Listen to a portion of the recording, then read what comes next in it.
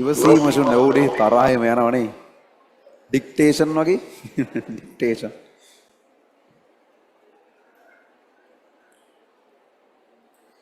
ඔක්කොම තව මාසෙයි ඉන්නේ කියලා හිතන ඔන්න ඔය වෙන දෙයක් වෙන්න කියලා වැඩ කරන්න අපි අර අන්තිමට ගත්ත ස්පෙෂල් මීටින් එකේ කතා කරගත්ත විදිය තියෙන්නේ. මේ පැය භාගයේ විතරයි. ඊට පස්සේ ආයෙ වෙන මොකුත් නැහැ වගේ ඉන්නේ. සහ අපේ අරමුණුත් අපි එම හදාගත්තා. තව මීටින් ගැන මම තව දවස් කීපයකින් දානවා නිකන් වීඩියෝ එකක්. නිකන් වැඩ කරගන්න එක ගැන. මීටින් අරන් ඉතින් තව මොනවා කියන්නද? දැන් අවුරුදු දෙකමාරක් විතර මීටින් ගත්තේ. අනිත් එක තව ඉතින් ඉස්සරහට වැඩ කරන විදිය කියලා මට ගොඩක් කියන්න ගොඩක් ඉස්සරහක් නැහැනේ. ටිකයිනේ තියෙන්නේ. එහෙනම් මම පොඩි වීඩියෝ එකක් අරන් මේ දානවා ඉතින් අන්තිම දවස් ටිකේ වැඩ කරන්න ඕන විදිය ගැන. ඕගොල්ලෝ අර ඔළුව හදාගන්න අපි අර ගිය මාසේ ගත්ත ස්පෙෂල් මීටින් එක කතා කරගත්ත විදිහට වෙන දෙයක් වෙයි. ඒ කියන්නේ ඇත්තට මෙහෙම මේ කාලේ වැඩ කරන ඒවා ඇත්තටම වැඩක් නැහැ කියලා හිතෙනවා. හරිද? ඒ කියන්නේ කරන මෙලෝ මගුලක් මතක නැහැ. මේ ප්‍රශ්නයක් කළා ඒ වගේම එකක් ඊළඟට කරද්දී ආයේ ඒක බෑ. ඊයේ පාඩම් කරපු ටික අද දවල් කරගද්දී එහෙම එකක් කරාද කියලාවත් මතක නැහැ. ඒක ඕගොල්ලන්ට වඩා ඇති තරම් මම අත්විඳලා තියෙනවා ඔය මේ දැන් මම කියන්නේ කැම්පස් එකේ අපි මට මතකයි මෙඩිකල් ෆැකල්ටි ඔක්කොම එක්සෑම් 100 ගණනක් තිබිලා තියෙනවා. උඹලා මේ මෙඩිසින් එහෙම ගියාම ප්‍රශ්න ඉවරයි කියලා හිතන් ඉන්නේ. දැන් ළඟ හින්දා කියන්නම්. ඒ කියන්නේ එහෙම නැහැ. ආයේ තියෙනවා තව විභාග 100 ගණනක් අපි ලියලා තියෙනවා කැම්පස් එක්සෑම්ස්.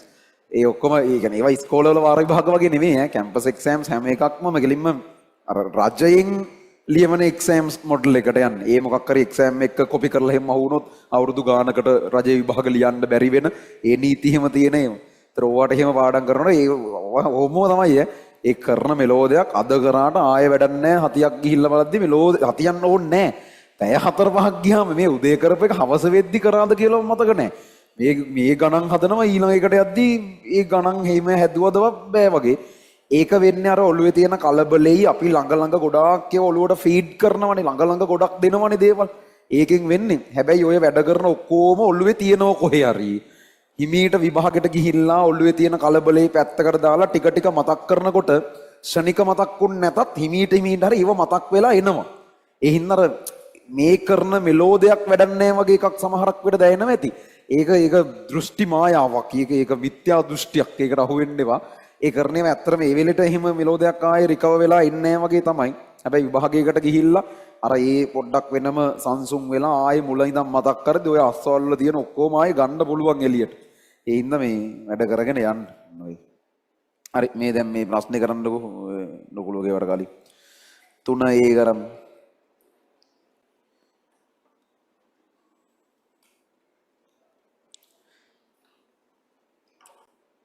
මේ තාම අහනවද බං ඔය වගේ ප්‍රශ්න ETP5 වල ලකුණු 50 ගණන් තියෙනවා නම් ඒකක් ගන්න පුළුවන්. අනේ මේ තාම අහනවද බං ඔය වගේ ප්‍රශ්න අර ලකුණට පුළුවන් දේ එකක් මේ ලකුණට දැන් මම බෑ කිව්වොත් මොකෝ කරන්නේ? අතහැරලා ඉන්නද කල්පනාව? බෑ. ඒතර මොකෝ කරන්නේ වුණොත්? මම නිකමට අහන්නේ. ඒ කියන්නේ දැන් මම කියනවා බෑ 50ක් නම් බෑ. එතකොට ඉඳා ගන්නවා.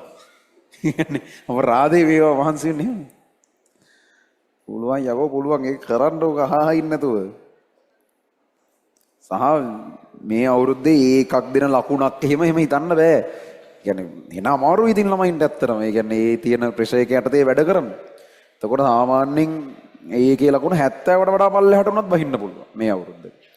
ඒතර මේ අවුරුදු මේ වගේ තැන්වලදී එහෙම අර කලින් අවුරුදු රටාවල් වලට වඩා එකක් සමහරක් විට ඒ තුනම අරන් එහෙම දැන් ඉස්සර ඉන්නවනේ මෙඩිසින් යන්න බෑ. ඒ වුණා කලාතුරකින් වෙන්නේ.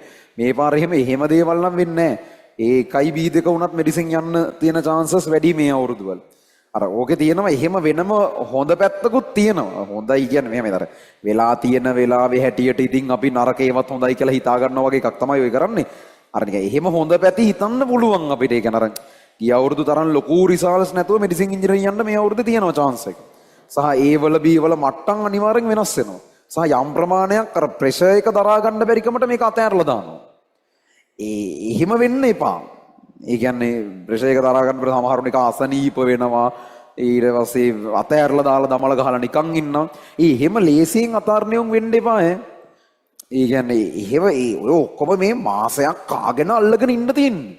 කොහොම හරි හිත හදාගන්න ආයේ මාසයක් වෙනුවෙන් ළමයි මොනවා වුණාම මොකෝ? තව මාසයක් ඇතුළත මේ සියලු යුද්ධ ඉවරයි නම් ඒ මාසෙට මොනවා වුණාම ඉතින් මොකද ඉතින්? වෙන්න පුළුවන් උපරිම අමාරුව දරා ගන්න ලෑස්ති වෙට වැඩ කරන්න.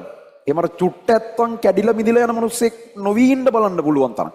ඒක උපතින් එන එක නෙවෙයි මිනිස්සුන්ට පුළුවන් ඒවා හිතලා හිත පොඩ්ඩක් මේවා කරගෙන නෑ මේ මාසෙනේ තියෙන්නේ කොහොම හරි අල්ලගෙන ඉන්නවා මැරීගෙන කියන. එහෙම වෙන්න. මට බහැලා ආයෙ පොඩ්ඩක් අලුත් වෙලා මේ වැඩේට කොහොම හරි මේ තියෙන කාලේ වෙන දෙයක් වෙච්චාව කියලා වැඩ කරනවා කියන එකෙන් එහෙම ටක් ගාලා බ්‍රේක් වෙන මිනිස්සු වෙන්න එපා. කොහොම හරි පොඩ්ඩක් අල්ලගෙන ඉන්න තව පොඩ්ඩක් කරගන්න පුළුවන්. අර විදියට දකින්න සෙට් එකක් මේක දරා ගන්න බැරුව අතාරිනවා. එතකොට ඕගොල්ලෝ නිකන් තරගේ ඉස්සරහට යනවා අල්ලගෙන හිටීම නිසා.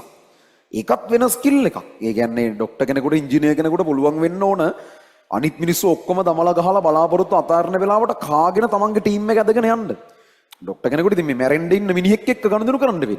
ඒ කියන්නේ මේ මිනිස්සයා සම්බන්ධව ගොඩක් මිනිස්සු බලාපොරොත්තු අතාරගෙන ඉවර වෙලා තමයි ඔයාගාවට මේ මිනිස්සයා වරගෙන ඉන්නේ. එතකොට වාට එහෙම තැන්වල තමයි වැඩිපුර වැඩ කරන්න වෙන්නේ. වාටත් බෑ කියලා ඉන්න බෑ. හරිද? එහෙම එකක් තියෙන. ඉංජිනේර කෙනෙක් වුණත් එච්චර තමයි. වාට සමහරක් වෙලේ හැන්ඩල් කරන්න වෙන්නේ ප්‍රොජෙක්ට් එකේ තියෙන නරකම තැනකදී වෙන්න පුළුවන්. අදාළ නැහැ අනිත් උන් ඔක්කොම කර කියා ගන්න දෙයක් නැතුව උන් අනාථ වුණාම තමයි ඔය ගාවට එන්නෙත් සමහරක් වෙලාවට.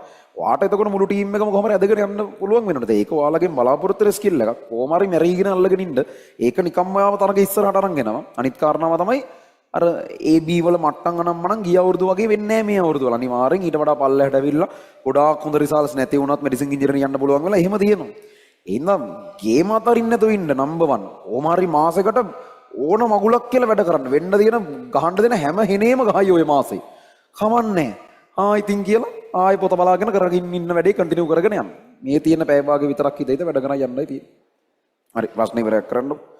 3:00කට